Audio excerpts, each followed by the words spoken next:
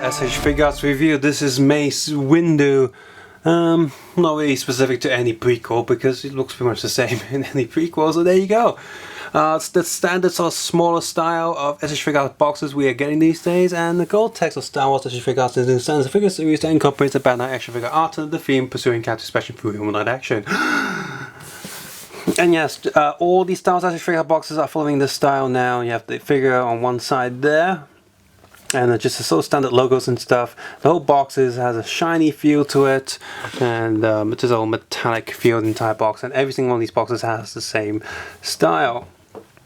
And on the back there it shows you, hey, he's got these different features, different poses, and different faces, and you know, you can get some maybe free battle droids for your collection, so you can, you know, destroy them. And yes, this smaller style box still opens on the side. Silver backing card, as well as instruction manual. No survey card in here, even though, well, it's a Japanese version, I guess. No sticker thing on the back. And yeah, if you want to take a close look at the instruction sheet, photo shoot of the figure, as well as the box art, please feel free to head over to the Flickr or Facebook link in the video description below. And oh, well, this says episode 1, I guess that solves that mystery. And this is like a little token for 55, Bandai 55. Maybe some sort of authenticity or voucher thing that you can use, I don't know. And the figure itself here has, has the older style plastic tray where the plastic goes all the way down. So just pop, pop, and there you go. Opens up pretty easily. Nothing really falling out. That's good. So aside from the fists already on his body, he also comes with 2 lightsaber holding hands, 2 spray open force power hands, which are actually pretty really cool. He has a slightly more angry, grumpy face, and mine is also kind of looking slightly in this angle. It's not quite straight. I think that's just a print issue, maybe just slightly off. As well as the actual holding lightsaber. There's a lightsaber that's pegged into his belt, and this one does have, you know, can unhook the laser, of course, and that's pretty cool. Notice a little paint defect there, like a little bit of paint remover splashed on him. That's a little bit annoying. Let's go for articulation. Double ball joints for top and bottom of the neck. You can look down, look up, full rotation. And really very good articulation on this. This is pretty good. Double ball sockets for the top shoulder there. There is a rotating joint in the upper shoulder. It's pretty tight, but you don't need it because this arm rotates pretty easily anyway.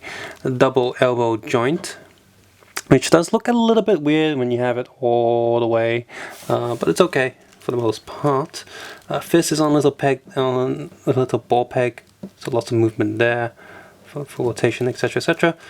Torso goes up, just one joint there, but it moves pretty well. And the joint is hidden so well because this belt thing is actually an actual belt. Like it's not attached to this body at all. So this whole thing moves independently. And you see that the lightsaber doesn't really fall off his body. That's pretty good. It's just pegged in there. And the top of this, yeah, has a little black dot there, but yeah, it doesn't really fall off, so that's pretty cool. It stays in there quite well. And these straps, these are very soft. They do not hinder articulation at all. So the leg comes down, double ball joint at the upper leg there, and this is covered all up, so it looks really good. Double knee joint, although his robe-like clothing does stop it a little bit. And goes up, down, lots of articulation. This whole robe is very soft. And oh, super toe joint goes up and down, about 80 or 75 degrees.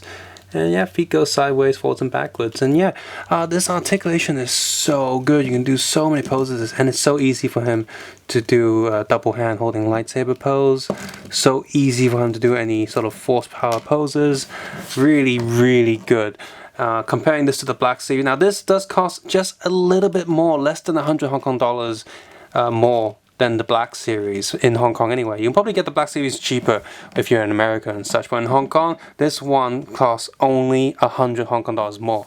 That's about 10 US dollars, about $70.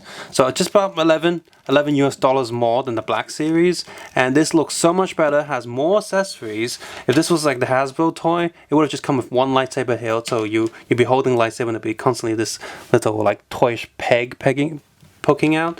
You would not get a second face on Mace Windu at least. And remembering the Black Series Darth Maul, those robes got in the way so much. They were very thick rubbery plastic. This is so thin and feels so good, and the texture molded on these robes are very nice as well. Definitely, it's plastic, but the texture makes it feel almost fabric-like. It's really good, and especially I'm really impressed with the torso here right now. Different layers. You got the the neck, and then you have the white layer, and then these two brown layers. This thin sheet here again is a very thin material, very soft, but feels very durable, very secure. They literally just plug this piece around the body and just glued it down, so you can actually see a little bit of a gap there, maybe a bit of light shining through this little hole there to the other side. This cloak fabric is this fake plastic fabric is very good, and this belt thing is also very good. It's detached, very nice, and most of the joints are hidden so well because of his robe-like clothing. Yeah, the symbols of the joints are still showing, but yeah, looks so good, and the face looks so realistic because they've got the technology to print people's faces directly onto these figures, so they don't actually need to sort of paint a face on like the Black Series, so they always kind of have an uncanny valley kind of fakeish look. And like I say, for the price of being only just a little bit more than the Black Series, the quality here is so good. If Hasbro ever loses the exclusive Star Wars merchandise rights in the West, and Bandai's Bluefin line, which is what they do to sell, like in America, they have a thing called Bluefin where they sell sometimes Sailor Moon, a few Kamen Rider figures over there, and all the Power Ranger SH Figuarts in America. If they were allowed to do that, as well as the Bandai model kits in America, Hasbro is screwed. Forget Hasbro doing any Star Wars toys again, because these are just so much better. In terms of a 1x12 scale action figure, this is the best Mace Windu that you will ever get.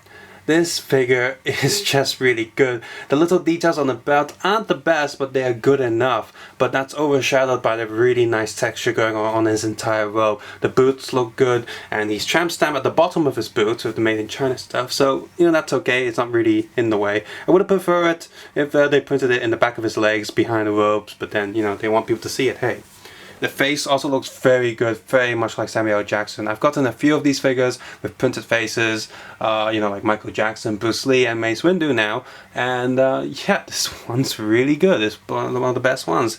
Bruce Lee looks a little bit uncanny valley. Michael Jackson looks a bit plastic, but well, they're sort of basing him on that time where he did have a little bit of plastic surgery, and that still looks good, but this looks really good.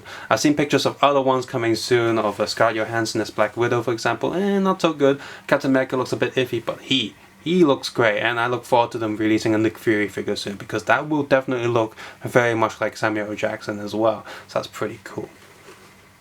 And this figure, with the great posability, enough accessories to make it feel like it's justified. Like I don't feel like there's anything really missing. As always, the stage jack is always welcome, like a special style stage piece to holding up these figures. But for what you get in the box, for the price that you're paying for, it's an excellent figure. Now, I got this for a little bit more than the price I saw this week, because I was a little worried of there not being any stock. But there are Hong Kong stock, which means it can be a little bit cheaper than the price I'm going to be listing in this video. In fact, at least 50 Hong Kong dollars cheaper, which is annoying, because that's a meal in Hong Kong, $50 in the restaurant. So that's annoying. So just look at my pricing. You can definitely get that $50 to maybe even $70 cheaper than what I got. Damn it. But yeah, for that price, this is really great, and this gives me really high hopes for the episode 2 or episode 3 Obi-Wan Kenobi figure that's coming out soon. The episode 1 Obi-Wan Kenobi is already out, but I don't like Obi-Wan Kenobi in episode 1 too much. My favorite prequel character is the episode 2/episode 3 Obi-Wan, so I look forward to getting that figure, and since most of that figure is a Jedi robe, that'd be really cool. And really only the other nitpick is he doesn't come with the big cloak that maybe the Black Series would come with, or other toys might come with a actual fabric robe. I've seen quite a few people online who've made their own brown robes to go on top of this figure, and they all look pretty good. So yeah, really, that's the only thing missing from this figure, an extra robe. But for what you get here, like I said, it's pretty awesome. They are releasing a Jango Fett figure first before Boba Fett, although they did release a Boba Fett model kit, which I have built recently, so I'm going to reveal that too. So yeah, if you like Jango Fett, you're gonna get him as well and pose him next to Mace Windu with head chopping action because ooh, best bounty hunter, I'm gonna outsource my stuff, fail and then get her head chopped off by the first Jedi fight in the arena and not being able to capture another Jedi, and then oh, my son is gonna be so cool, who's actually just a silent mute almost and a glorified tracking system who doesn't actually capture Han Solo because Darth Vader does that, and then gets killed by a blind Han Solo. Great bounty hunters that aren't really that great on screen.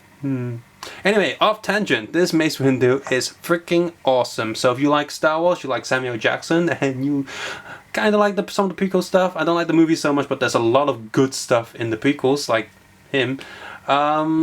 Pick this up. Highly recommend. Go out and get it now. Stop watching this video. Go get him. Almost forgot to mention swapping hands and head are also very easy as well without it being loose. So yes, if you've enjoyed this video, found it useful, please consider clicking the like button, subscribe button, or leaving comments on how you feel. If you're a Hasbro employee, be very worried because Bandai is just better than you for the prices we pay for, honestly. Sucks for you. And yes, you can check out my other SH Figuarts review on this channel as well as other Star Wars model kits I reviewed on this channel. I've reviewed quite a lot of them as well as done a few videos on different paint variants. I have painted a Iron Man Stormtrooper, a Black Stormtrooper, as well as a SpongeBob Stormtrooper. You can check out the show review of that on this channel as well. Hopefully without ad block on, I would appreciate that a lot, and I'd appreciate if you support me on Patreon so I can do more videos of these for you guys more often. But as always, you don't have to do any of that. Take care, have a nice day. I'll see you guys soon, and may the motherfucking force be motherfucking with you.